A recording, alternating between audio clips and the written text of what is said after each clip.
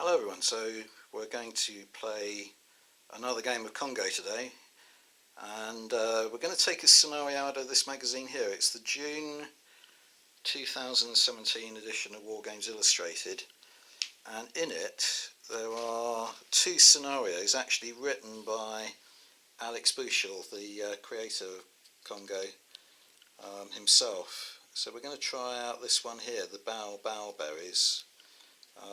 Which involves two factions, a Forest Tribes faction and a White Men Expedition faction.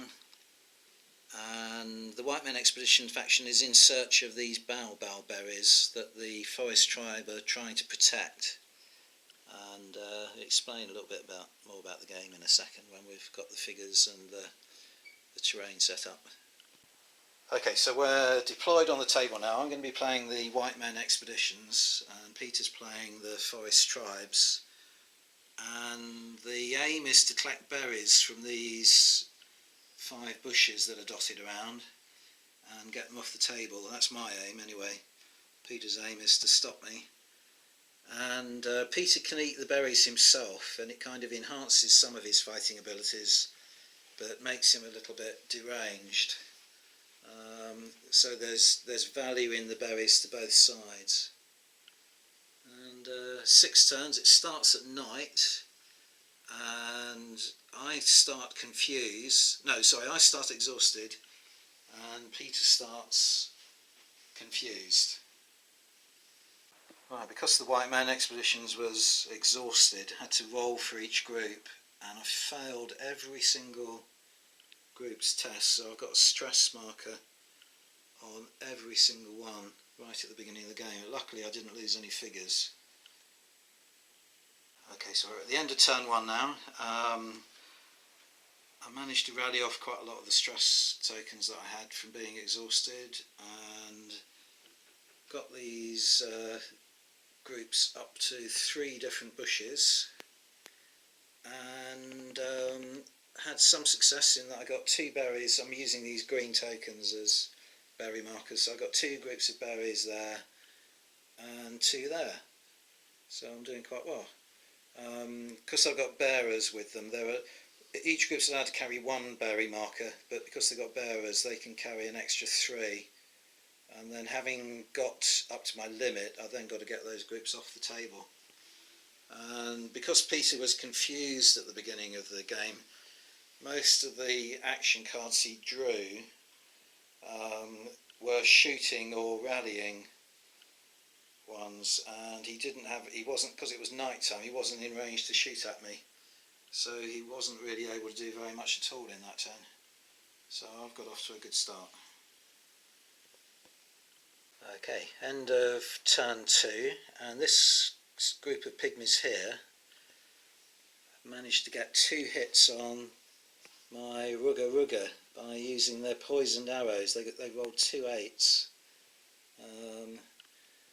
but the group that was bonded with them fired arrows into this group and didn't score any successes, but that was quite a blow. Managed to collect a few more berries, not many. This bush here now is depleted, so we've replaced it with a smaller scale bush to show there are no more berries on it. And other than that, we're just getting a little bit closer to one another, and it's quite a good scenario really. It's quite interesting tactics involved. So on to the next turn.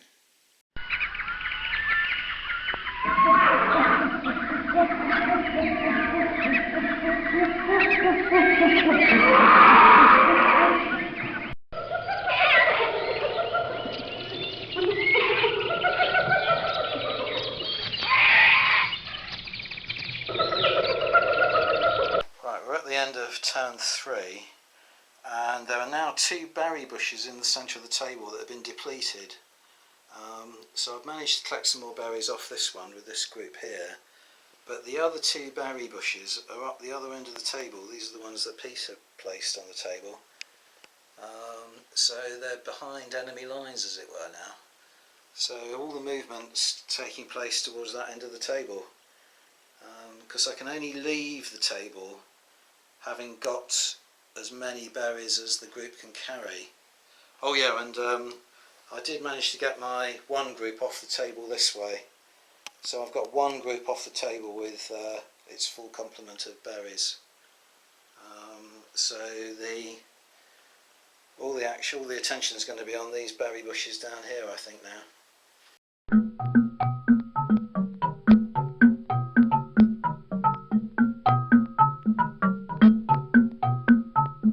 Okay, it's that time in the game again where we record one of Pete's disastrous rolls. So he's just rolled 5 d6s requiring 5s. Could I play that though? Not now, no. You could have done. So much for that then. Yeah, I'm going to be strict on that. And he's failed to get any. He's fired his muskets at those guys there. Right, we're just going to film the whole of the final phase of turn 4, just to give you an idea of how it works. So I've played a card which has got a value of 2, and Peter's played a card that's got a value of 6. So Peter gets priority and goes first. Well, and his card allows him to do 1 influence action and 1 movement action. And I'm going to move the pygmies because both units get to move. Right. Yeah, because he's got 1 unit split into 2. They've got a bond. So this is the thing about pygmies. Yeah. And that's why I don't like playing against them. They have moved. Well, these guys can also move now, and that's what they're going to do. And yeah, so if I move them, put them there. I'm trying to persuade him to eat berries. No, I don't want to. Don't do drugs. That's the motto. And then you got turn influence. So with the influence, he's a black symbol, so he can either rally off 1 stress token, or he can try to put 1 onto me. I'll try to put 1 onto these guys here because they're quite right. Okay, so scary, they are rugger. So they've got a bravery of 8, unless they're being attacked in this way, because they're superstitious. They've got bravery of 6. Right. So I need to get a 5 on a d6, and I don't. So I pick a stress token out of the bag at random, and it's another terror token. And yeah, I just want to get your witch doctor card. I just want to get that one out of the way. I want to try this. The ritual of the Mandrel's Death. Right. I'm only going to roll 1 because I don't want to incur any. Right, so he's rolling 1d8, but he could roll more by taking stress tokens out of the bag. Yeah. But he risks killing his witch doctor if he does that. Yeah, no. It's worth a go. No, I don't get it. Right. So that's my go. Okay, and then I'm playing my card, which is 1 shooting and 1 movement.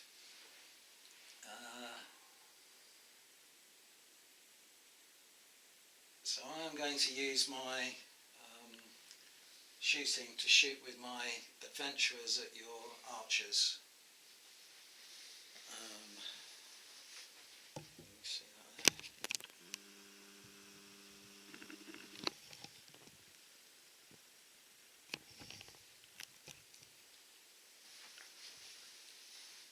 So these guys here shooting at those guys there. And the adventurers are armed with rifles, and they've got shooting of d10. Yeah, it's going to be good. So I roll 3 d10s. I haven't got anything to boost it with in the way of cards. Did we pick a totem card? Yeah, we must have done. Yeah, yes, we did. Ago, wasn't it? Yeah. Right, so 3 d10s, and I get 1 success. So you're in, it's dense cover, so you get a d8 saving roll. 6, he saves it. Excellent. Right. And then I've got 1 movement.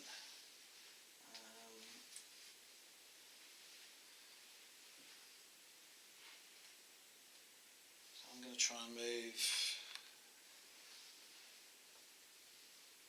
these guys here around that way.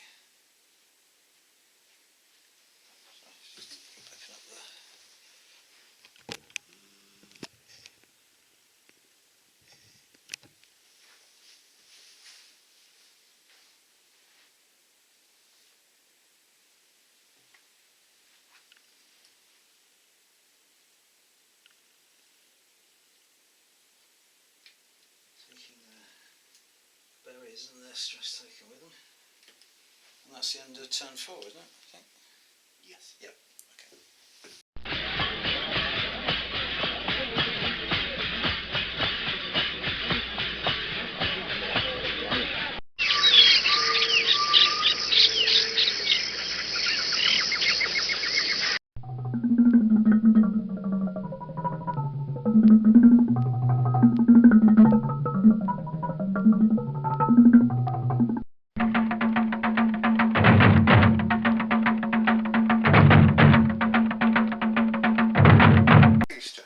Alright, Peter is now what are you going to do then? You're going to use your witch doctor. Yeah. Who's hidden away in the trees there. He's going to perform his ritual of the mandrels dance. Right. So each stress taken gives me an extra D8, I believe. So that only allows you to draw totem cards though, doesn't it? Yeah. Yeah, so that's the one you want to do. Yeah, I can't do anything else. Well, you can see. All I can do is put stress on you, really. Or make you take a stress test. Yeah. Which I don't think is as beneficial. Yeah, I see. Yeah, okay. So I'm going to do that. I'll take 2 stress tokens. Yeah. And I don't want the red. And if he picks the panic token, the witch doctor's dead and the thing fails. So 1. Right, you go away with that. I'll put it here. Yeah, okay. There. He's lucky. Yeah. He's right. Okay. Right. So you roll your 3d8. 2 successes. So that gives you 3 totem cards, which you can choose. Oh, hang on. You draw 3. Choose one. So you draw 3 at random. Choose one of the. Choose 1, and put the other 2 back into your. So draw 3 and choose what I think is probably the best one. I won't film what you've chosen because that's secret to you.